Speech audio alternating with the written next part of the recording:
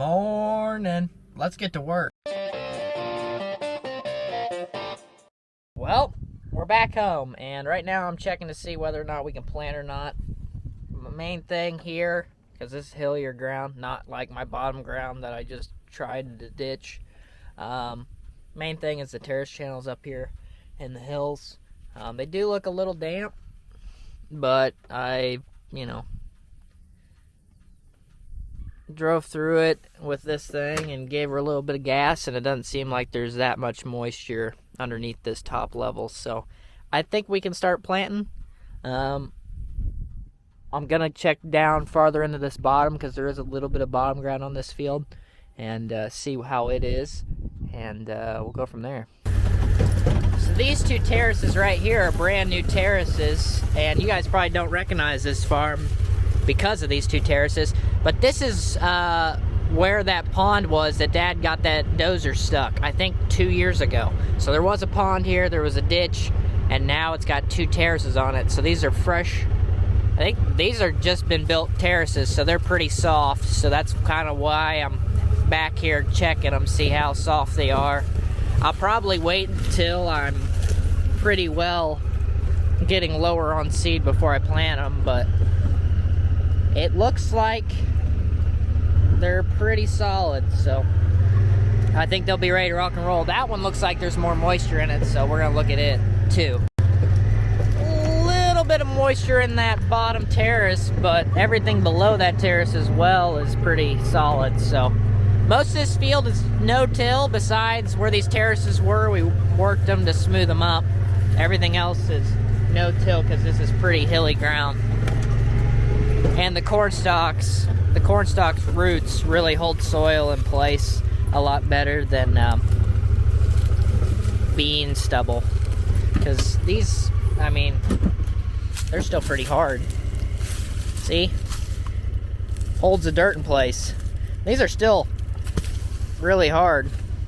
Like, I just slammed it on the ground and it didn't break.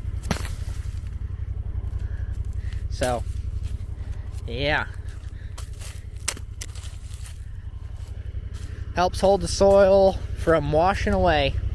Well, getting ready. Seems to be dry enough. We're supposed to get rain tonight, so we'll see what happens. If it doesn't rain,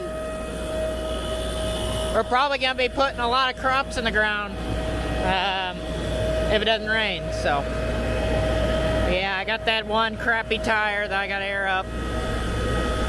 Junk. But other than that, got the brand new there, so it'll be fine.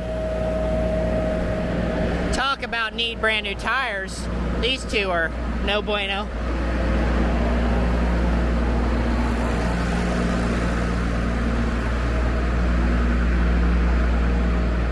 Jared's setup's ready to rock and roll. Seed tender's full. We're ready to rock. Man, this is a good looking unit.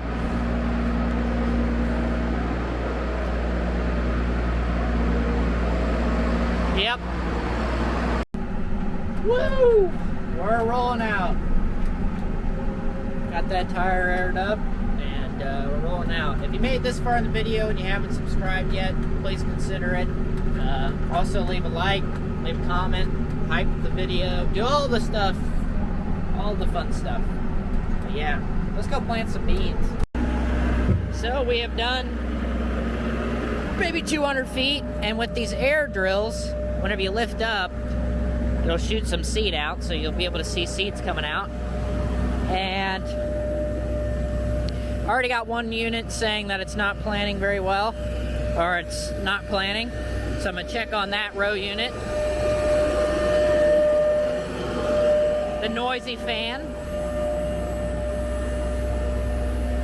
But yeah, looks like we're covering her up pretty good. I'll do some digging and checking. So I fixed my blockage problem with the piece of wire. We're also going to see how good these little seed flappers help with putting the seed into the trenches. So far behind the drill, it looks like it's putting everything where it needs to be. And also these yellow wheels, which they've made it to 100 feet, so that's great.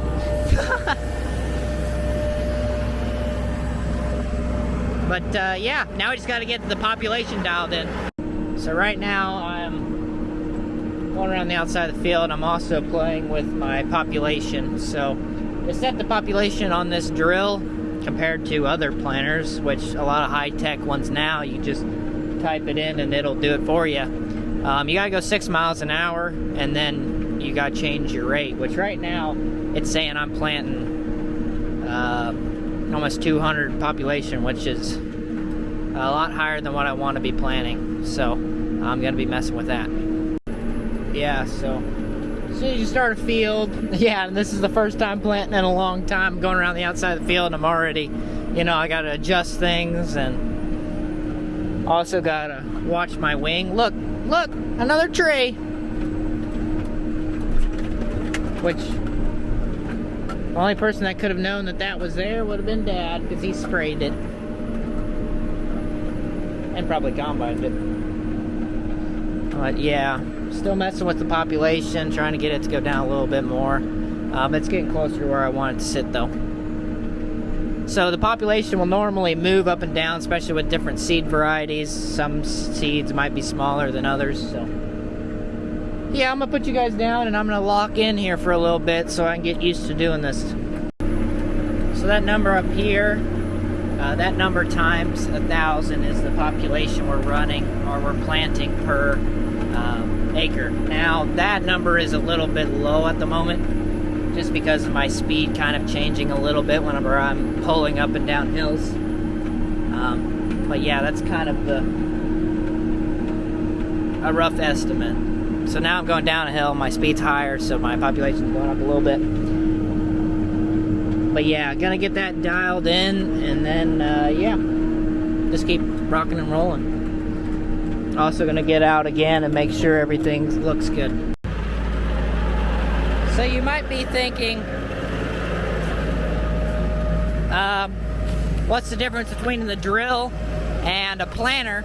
Well, the drill, or this drill, this air seeder, you could say, meters out the seed at the tanks and then blows it out to the row units, whereas planters, they have the meters at the row units themselves. So all this is a tube, and the seed blows down into the tube and then goes into the seed trench right here. So that's kind of where that little plastic piece I added is this piece right here, and that's where the seed goes in. This wheel pushes the seed into the seed trench, and then this one closes it. And this wheel on the side is pretty much setting your depth on how deep this knife is gonna go, and the seed boot is gonna go. So that's kind of how that works. Yeah, so that big loud thing you hear is just a fan that blows the seed out to the row units. Right now I'm just kind of looking at my rows, seeing if it's doing a good job closing them up. So farmers normally get anxious about getting to the field and getting the crops in the ground, and then once it's in the ground, they get anxious until it gets out of the ground. And if you plant crops early, then you gotta worry once it's out of the ground that hopefully you don't get any really cold weather that might kill it. So we're getting pretty close to the insurance day for planting, so we're pretty well in the clear, and if we do get the rain, we'll be pretty well dead on the insurance day. So yeah, we're gonna keep on rolling. We normally start a little earlier than what we did this year. Actually, not really. Pretty similar, honestly. Maybe a few days earlier. So we normally run a higher seed rate with our drill than we do with our planters, or like me versus Jared's planter. He's normally running a pretty lower rate. just because his planter is more accurate with seed placement and seed metering. So that works out pretty good for us. So I am a big fan of these drills. They're really user-friendly. You can really throw anybody in them because they can go up and over terraces. They flex and do everything. You don't have to raise or lower anything. You could throw anybody in one of these. Let's be honest. That's why I'm in it. But just looking here, whenever I picked up, seeing if there's seeds that are coming out, which there is, of course. But, you know, you never be too sure. But, like, it takes quite a few more seeds to get a good stand of beans with this than it does our Kinsey.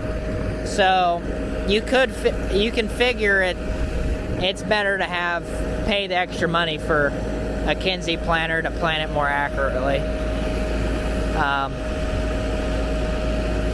At least right now, because when we bought that Kinsey planter, it was more expensive than what it is now, and it's actually very tempting to get another one like that one at the moment.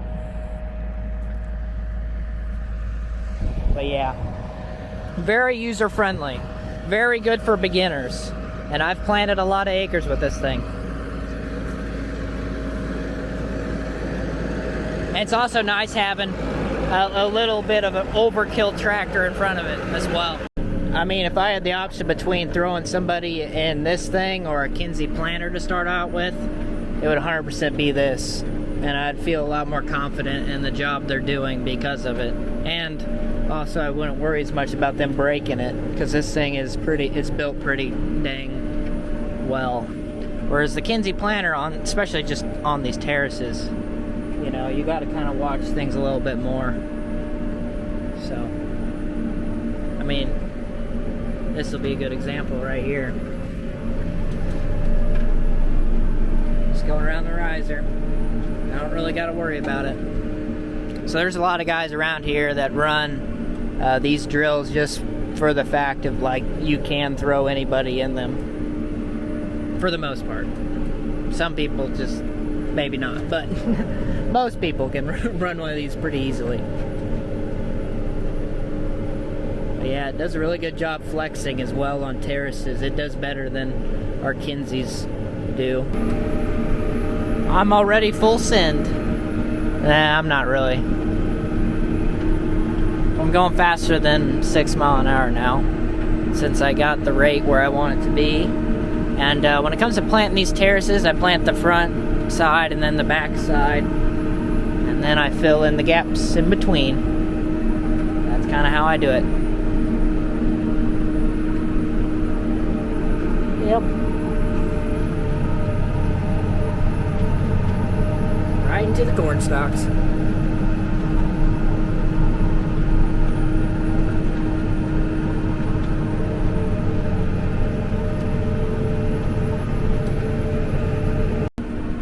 Normally, we always put corn in the ground first. And really, the only reason we're not putting corn in the ground today is just because the ground is not quite there yet.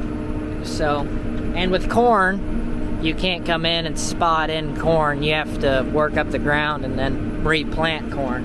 And in those spots, it's more of a pain in the butt. Whereas beans, you can go in with the drill and just plant a place if it doesn't grow, which I hopefully this comes up. But if some of these wet spots don't come up, we can always come in with the drill and come back. So but I think the last time that we planted beans before we planted corn was the year that it was pretty much just me and Dad when it came to planting. That year we lost a hired hand not very much, I mean, a few months before planting season, and it was like the first year I ever ran the drill the whole year. I think the year before I ran it a little bit, but not much, Then the next year, I planted almost all of our beans. And I think I was 14 or 15. I think I was 14. I think 14 was the year, my first time, you know, planting a lot of acres with this thing. So we've had a lot of time together. It's kind of crazy because I'm 20 now. So this thing has went over some acres with me. That's also another thing about the drill over the planter. This drill is cheaper to rebuild than the planter is. But, you know, if you figure in seed savings on the planter, you know, and this drill's cheaper to buy one of these than a planter, so, you know, you kind of got to run the numbers on whether you want to run one of these or a planter. We run both, but more than likely, whenever we decide to get another planter, it'll probably be one kind of like Jared's, the 20-inch spacing Kinsey 24 row.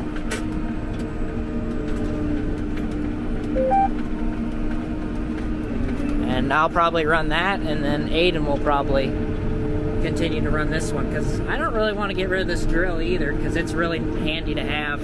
And how it folds up real quickly, it makes it nice to do certain fields with it. And it's not bad to replant with it either, since you can fold up real easily and get into places pretty nicely. Something else that's pretty cool, just crossed over 15,000 acres with this machine, or with this drill, which is kind of crazy.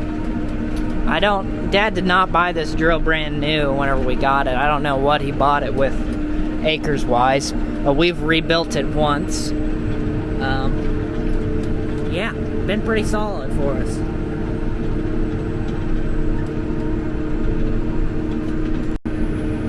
We're still planting along here. It's going pretty smoothly.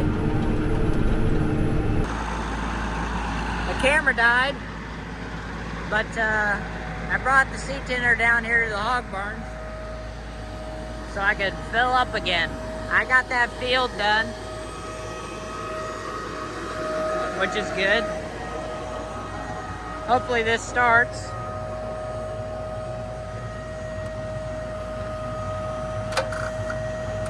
Uh-oh.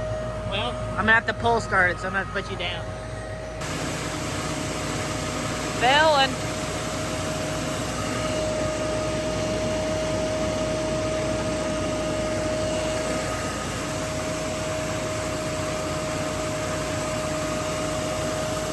Look at all the bird poop. It's everywhere.